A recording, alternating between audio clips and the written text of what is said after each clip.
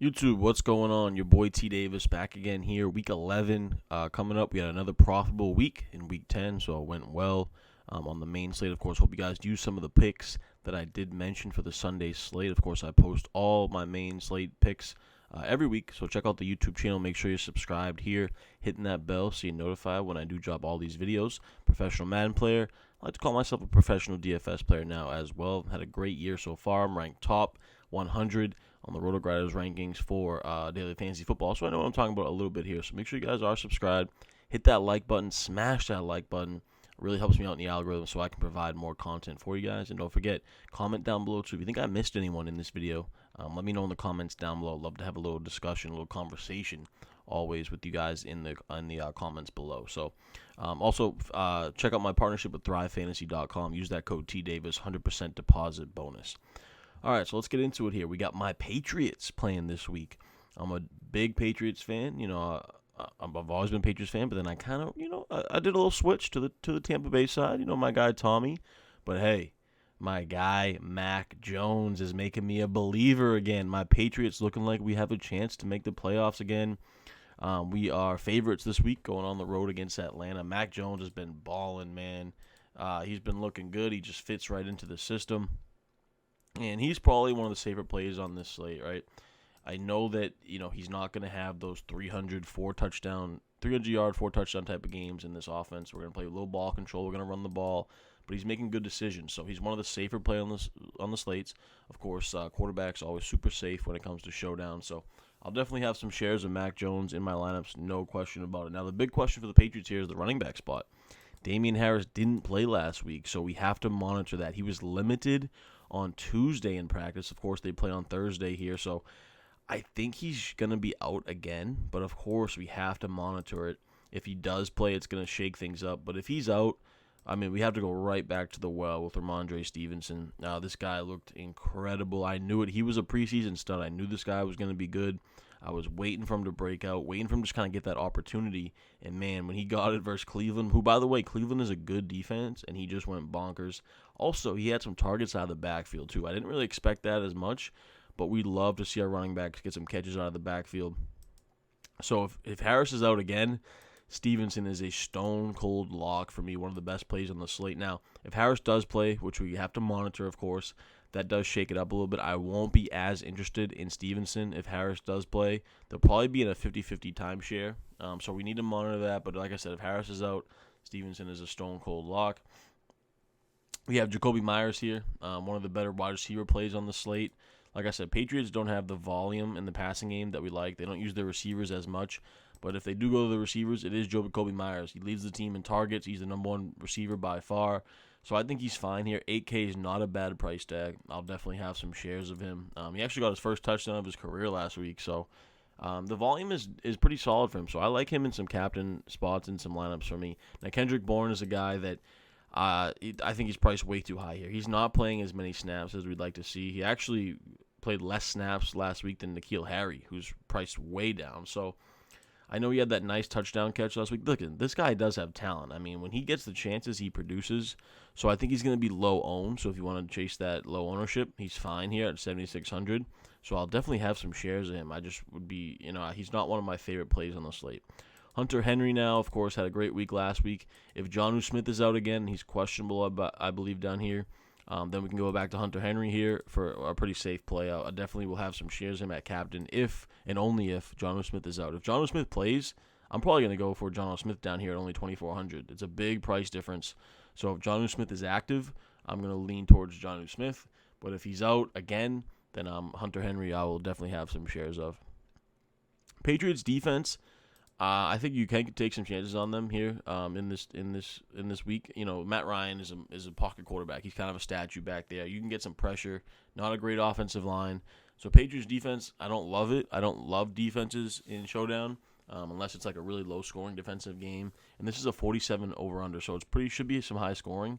So I'll probably have less than 20%. If I'm playing 100 lineups, I'll probably have like less than 15, 20% of the Patriots defense. But I do think they are somewhat in play here. Just be really careful with your selection of them. Nelson Aguilar, He's basically the number 2 receiver here for the Patriots. Just doesn't get the volume that we'd like. He's relatively kind of a deep threat somewhat. So I don't know, man. At 5K, he's fine. You can take some chances on him. That price is just really nice, but don't expect a lot here out of him. He's not safe by any means. So if you're playing single entry, if you're playing cash games, head-to-heads, double-ups, 50-50s, I probably won't play Aguilar, but you can play him in tournaments for sure. He only needs one big play, and he pays off his 5K salary.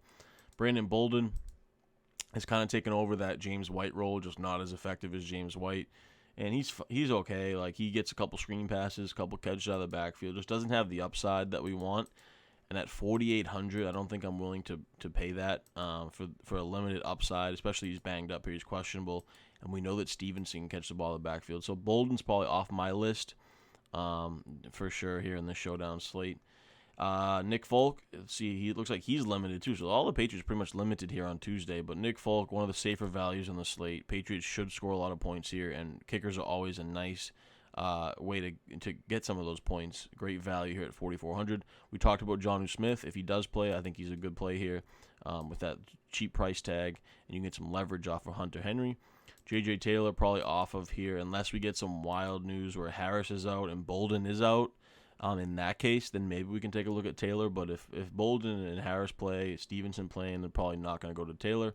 N'Keal Harry, I think you can, if you're playing a lot of lineups, I would take a couple of chances on N'Keal Harry here. He did play a decent amount of snaps last week, more than Kendrick Bourne. So at 600, man, he really only needs to get you 3 catches, 2 catches, 20 yards, and he pays it off. Maybe he can get you a red zone touchdown or something. So I'm fine with N'Keal Harry. A couple of chances here at 600 in some tournament lineups. That's pretty much it for the Patriots side of things. Let's go over to the Falcons side here because they do have some great value plays as well. Matt Ryan, obviously one of the safer plays in the slate. It's a tough matchup. He really struggled last week. Tough matchup against the Patriots. Like I said, quarterback's always pretty safe here. In showdown, Cordell Patterson might not play this week. I think he might be out for this week, so we need to monitor that. If he does play, he's a great play here. They just use him all over the field. Receiver, running back, absolute weapon. But now if he doesn't play, this is where it opens up some of the value. And we start with Wayne Gallman. Now, Draftkings, what a job they did here. They really priced up Wayne Gallman to 8,400, which is absolutely wild here. I mean, he was like minimum price the last few weeks, and now all of a sudden he had one decent game with Patterson out or Patterson banged up, so they priced him up to 8,400. Like, I don't know. Like, I think he could get the workload here, but I don't want to pay 8,400, but I do think he could be a good tournament play here. I think he could kind of fill in that Patterson role. Like, they obviously won't use him at receiver, but they can, he's going to catch the ball in the backfield at running back. So I'm fine with Gallman here. Just that price tag is kind of steep to get to. Kyle Pitts, of course, the number 1 weapon on the Falcons. Just a tough matchup, though, against the Patriots. I don't love paying the 9,600, but we need to play someone on this slate, right? So Pitts is a guy that we can definitely target as a captain here. Maybe gets in the end zone. He probably can get you 10 targets.